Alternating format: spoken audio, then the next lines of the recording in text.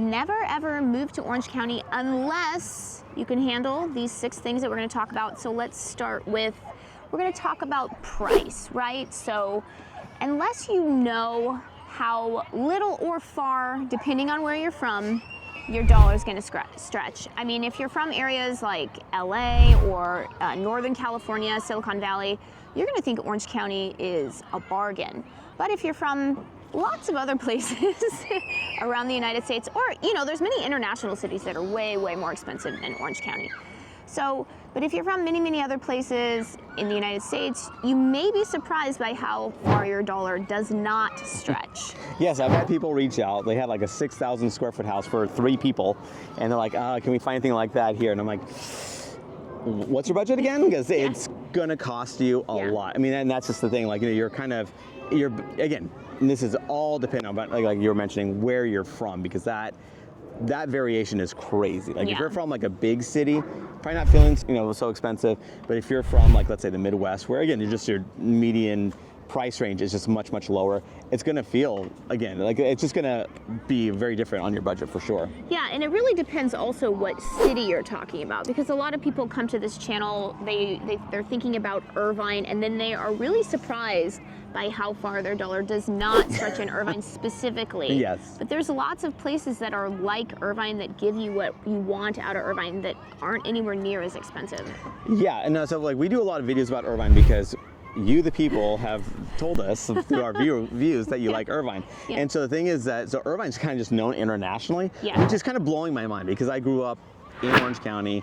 I went to Newport, you know, I lived in Newport Beach growing up, and so Newport Beach obviously had always the bigger name than, and like, you know, like you think of Anaheim and Newport, I would say, and Huntington, I would say, and Laguna Beach. So I'd say like those are the ones that really were the cities that stood out. And then Irvine was kind of like, again, Courtney and I both went to UC Irvine, and I was like, wow, you know, it would be so different. They called UC Irvine UC Newport Beach because it was like right there on the border. But nowadays it's like, Irvine's just kind of got the biggest name out there, which is kind of crazy, but it just has really just become this magnet.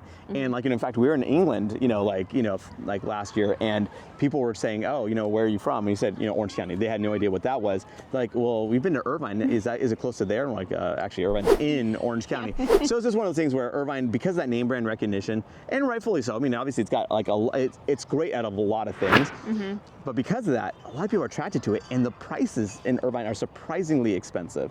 So inevitably, when talking to someone, because they've reached out because of Irvine, I ask them, okay, well, what specifically are you looking for in an area? Like, what are you looking for in Irvine? And I'm like, do you mind if I actually include a few more cities that, offer these other aspects you might be interested in? Because I don't want to pigeonhole you to just Irvine. I want to give you options at the end of the day, because, Irvine might be the perfect fit, but also there are some other cities that are fantastic options as well. Yeah, and if you're interested in Irvine, you got to be willing to shell out way over asking.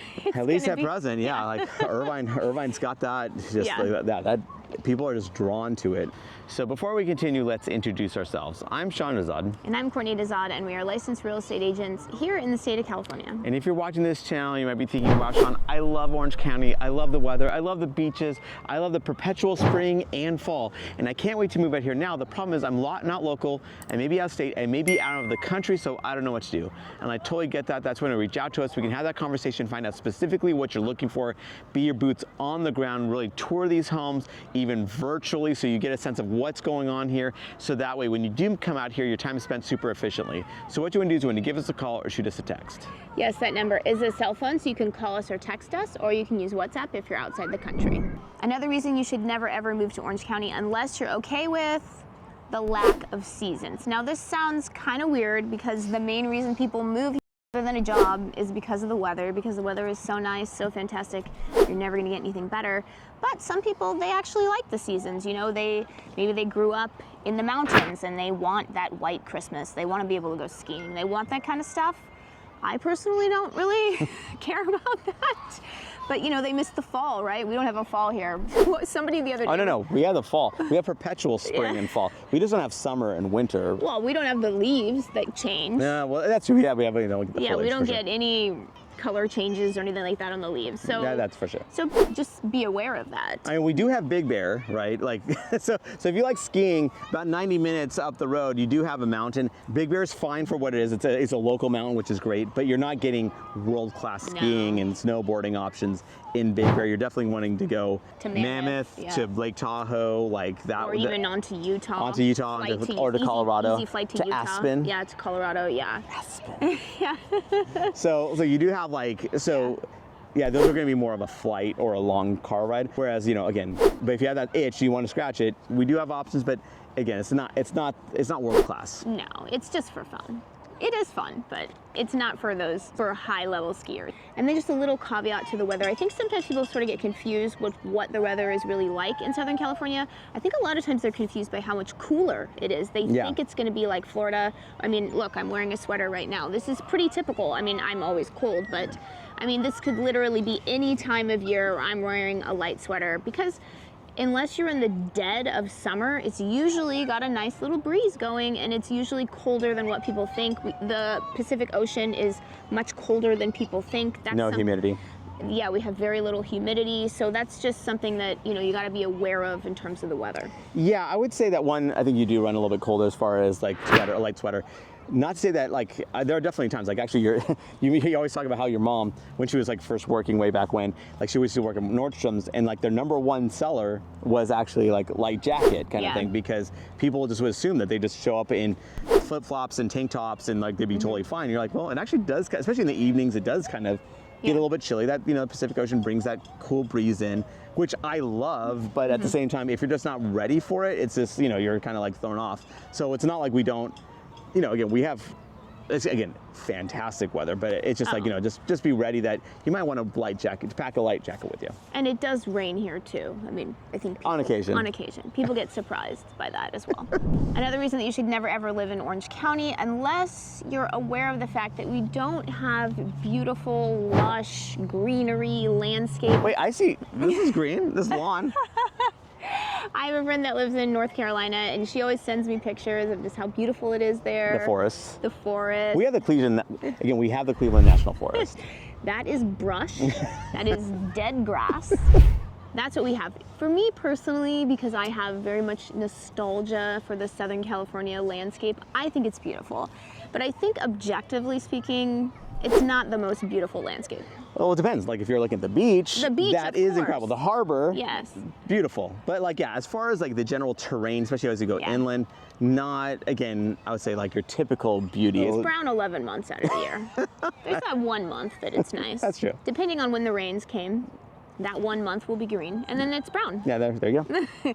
But if you are looking at pictures, you know, if you're kind of researching, those are all the pictures that are posted, all on Google. It's all of when the hills are green, because that's when it looks prettiest, but that's not how it normally looks. No, yeah, it's definitely more on the brown side for sure.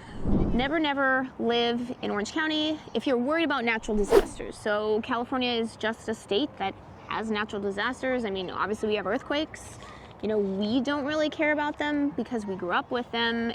Obviously, you always think, well, what if there's the big one? But I feel like anywhere you live, there's going to be some potential of something happening, right? Yeah, I'm not aware of one area in the world that doesn't have something, you know, like something that's prone to. So, yeah, so we have like, okay, so Orange County, I wouldn't say we really have much on the flood issue. No. So fires, we definitely have, particularly on the outskirts, as a potential possibility. Mudslides, very isolated pockets, honestly. Yeah, if you're on the cliffs. Yeah. Like some beach communities, if you're on a cliff, they have mudslides. Yeah, famously, I think, was it Dana Point that they had? Recently had one, Yeah, so it's kind of like one of those things where, again, and these are like these one-off houses, but of course it makes the news, so everyone thinks that every house is like that, and it's like, no, that's talk about the exception to the rule. I mean, it's like that one isolated incident out of 3 million, you know, people that live here. So, like, you know, so mudslides in general, we don't have much of.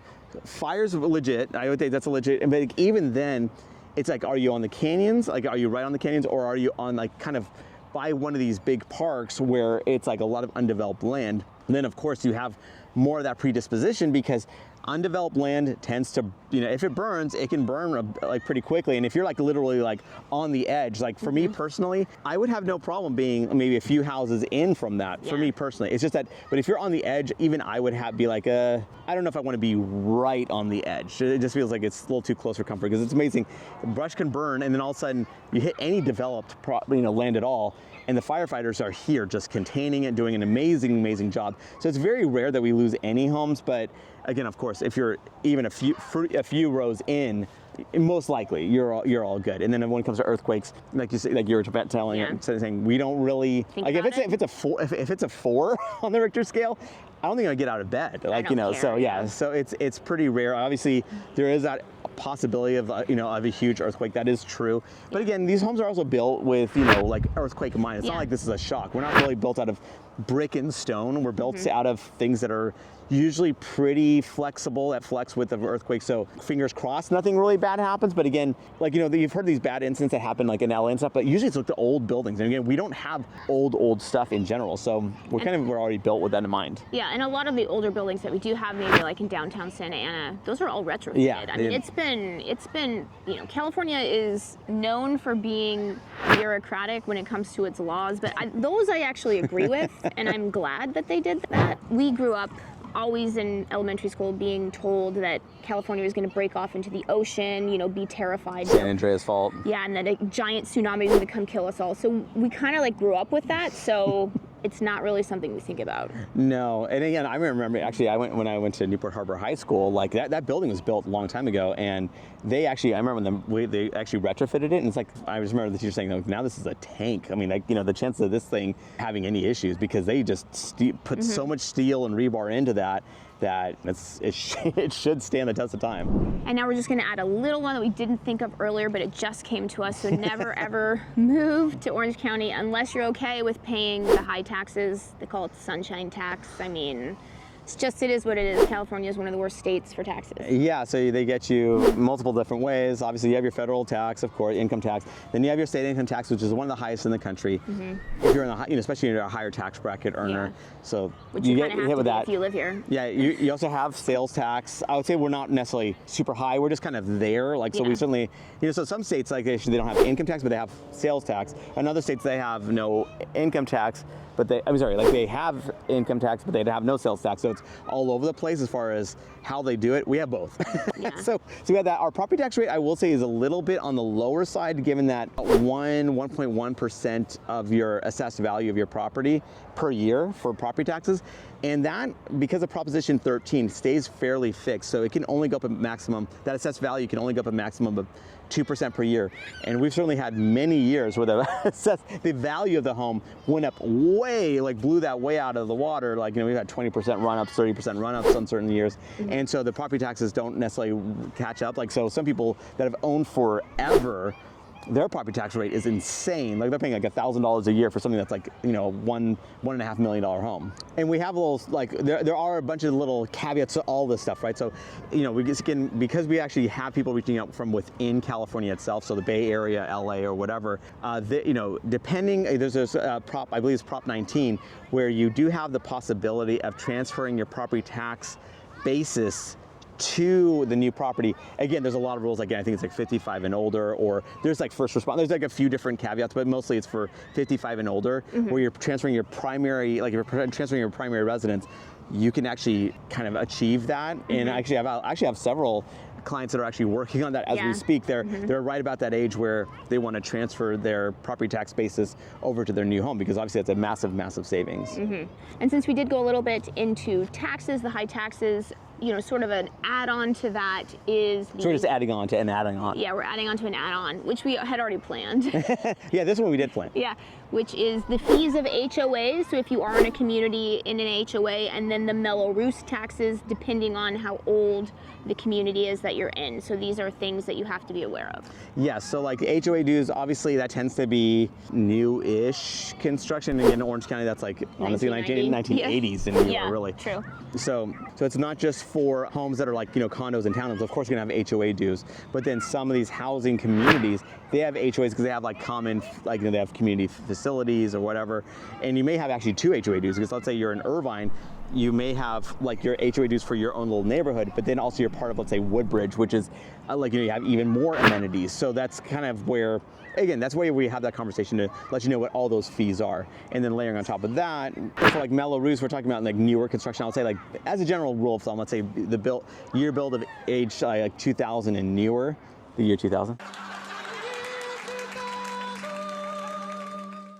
So basically for that, what you have is this additional layer of property tax. And it may not be that much, actually, depending on what development it is. But what it is for like funding new infrastructure, new roads, schools, fire stations, that kind of stuff. Because that stuff is really expensive. So if you're developed in a new area altogether, those property tax, that Mello-Roos can be rather significant. So it could be just a couple thousand a year, or maybe even $1,000 a year, to it can almost be a doubling of your property taxes. So it really does vary depending on location. Again, that's where we had that conversation to let you know what that might be. Another reason you should never ever move to Orange County unless you're okay with this, and that is terrible traffic and potentially a commute. I mean, if you work from home, or maybe you're retired, you don't have to work. That's nice. Then you don't have to worry about it. You can always go when the traffic's lighter. But for most of us, we are sometimes dealing with traffic, if not every day, and it can get very old and very annoying. Yeah, and I would say that, depending on where you are, like actually like Las Vegas, if you're more than 5 or 7 minutes away, that's too far. Yeah. Where here, I'd say things are about 30 minutes or so, give or take, like as a general commute. Of course, if you're going to LA, that could be much further. And like we have people reaching out that are still have some work in LA, but they want to live in Orange County, right? They want to have the Orange County lifestyle. So, there's ways to mitigate some of this commute by being like on one of the border cities, right? Like, Fullerton, even Huntington Beach or Yorba Linda. Like, depending on where you are, you can mitigate some of that commute. But we're in Southern California, we have commutes. Like, that's just and we have like traffic. That's just the reality of being in a big metropolitan area. And we don't really have very much in the form of like mass transportation. That's just not, we were never really built that way. So maybe the boring company can kind of mitigate this, but we're not really there yet. Yeah, if they do, I'll probably be long gone when that happens. So yeah, maybe for our children's children. Yeah, I mean, we do have MetroLink, and we do have like the Orange County Traffic Authority, Transit Authority. Like, I would say that's, again, it's certainly not New York City as far as like the robustness of that. Like you might be that perfect like use case where you live and where you work, like you happen to be by 2 MetroLink stations or something like that. But in general, most people aren't in those situations. Yeah, and usually what I found, if you are, then the price of the place you're living in is actually significantly higher, so you're not really saving anything per se. So yeah, another reason to never ever live in Orange County unless you're okay with this, and this sort of goes into what we've already been talking about, and that's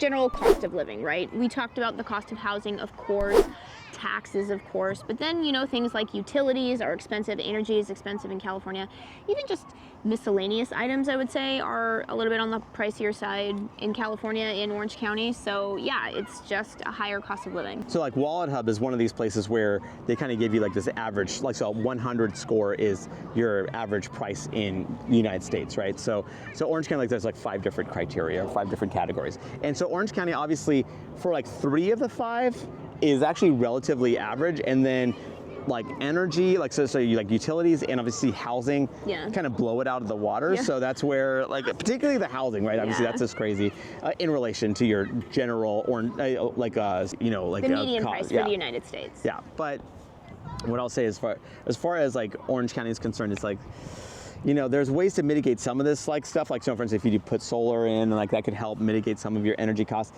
If you're driving an electric vehicle and you have solar, then you mitigate a lot of the fuel for your car. Yeah. And then also as far as, again, natural gas is actually not too expensive, I would say. So we do have a lot of natural gas that we're plugged into in Orange County. So there's ways to mitigate it, but as a general rule of thumb, just be braced that there's utility costs are gonna be higher for sure. Yeah. And remember, we are licensed realtors here in the state of California. So as much as we love making these videos, what we love more is to help you with your real estate needs. So whether you're looking to buy or sell a home, what you want to do is you want to give us a call or shoot us a text. Yes, that number is a cell phone, so you can call us or text us, or you can use WhatsApp if you're outside the country.